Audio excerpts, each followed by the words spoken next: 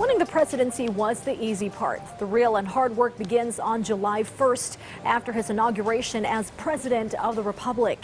And the success or failure of his administration hinges heavily on his choice of alter egos who will form his cabinet to help him conceive and execute his programs, projects, and policies. A few more names were added today to that lineup as we hear the full report from Alan Francisco. President-elect Bongbong Marcos has named his economic team and other members of his cabinet. The economic team includes Benjamin Jokno as Finance Secretary, Felipe Medalla as Governor of the Central Bank of the Philippines or BSP, and Fred Pascual as Trade and Industry Secretary. BBM confirmed Jokno has accepted his offer. He said his economic team will focus on the country's economy, particularly the micro, small, and medium enterprises of the business community that need help. BBM further announced that former Davao del Norte Representative Anton Lagdameo is his special assistant. He also talked to Congressman Rodante Marcoleta and Professor Clarita Carlos. Marcos admitted that many have approached him to apply as head of the Bureau of Customs, Bureau of Internal Revenue, and Solicitor General. He has not yet named who will lead the Department of Information and Communications Technology.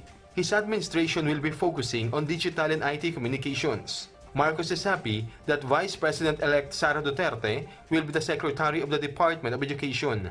His administration will also focus on infrastructure and agricultural projects. Manny Bonoan was named as his Secretary of the DPWH. BBM intends to review the Regional Comprehensive Economic Partnership or RCEP, stressing that the country's manufacturing, trade, and export capabilities must be good. His administration will immediately support those affected by the increase in oil prices such as the transport sector. They will be coming up with an economic recovery plan. They aim to reduce tax collections from sectors extremely affected by the pandemic. Marcos emphasized that the collections of the BIR and customs should increase, and he will make sure that there would be no corruption in the two agencies when he sits. Ngayon ako na mamahala, so wala nang ganyan. At kung meron pang ganyan, habul-habulin talaga namin kayo. At hindi po pwede yan because we will not succeed. The government, the economy in the Philippines will simply not succeed if we cannot collect duties, tariffs, etc. Through the Bureau of Customs, and we do not have good collection on taxes, both at the national and at the local level. Hindi talaga obra. His administration aspires for a kilo of rice to be lowered to 20 pesos. To address the food crisis, the Marcos administration will increase production. Agricultural research and development will be accelerated. They will also explore areas that have the potential to lower the price of electricity charges and amend the IPIRA law. On the matter of foreign policy, BBM emphasized that the country's sovereignty cannot be compromised. We talk to China consistently with a firm voice, and we say that hindi naman natin pwedeng girahin. At gusto ba natin gawin yun? Manggigera pa tayo ngayon, papasok pa tayo sa gera. That's the last thing we need right now. So we have to continue to discuss with them the conflicting claims that we have with China and that China has with other members of ASEAN.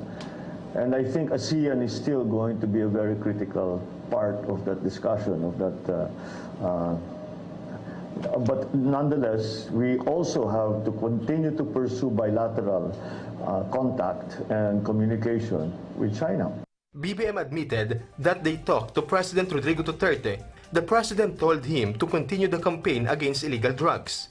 Meanwhile, at the press conference earlier this afternoon, incoming Executive Secretary Attorney Vic Rodriguez explained why only 3 media networks were included in the interview with President-elect Bongbong Marcos this morning.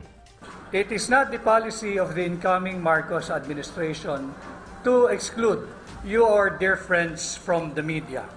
Dahilanan lamang kung bakit nagpaunlak si President-elect Bongbong Marcos ng panayam kaninang umaga sa Net25 SMNI at GMA7 sapagkat ito yung commitment na ibinigay ng aming media team nung kampanya dito sa 3 network na agad nang nagpasabi na kung sakasakali hong mananalo si then candidate Bongbong Marcos, maaari ho ba kaming mapagbigyan ng one-on-one interview? And if you may have noticed, we did not do it ng one-on-one. We want to be fair at pinagsabay-sabay na natin yung tatlong networks.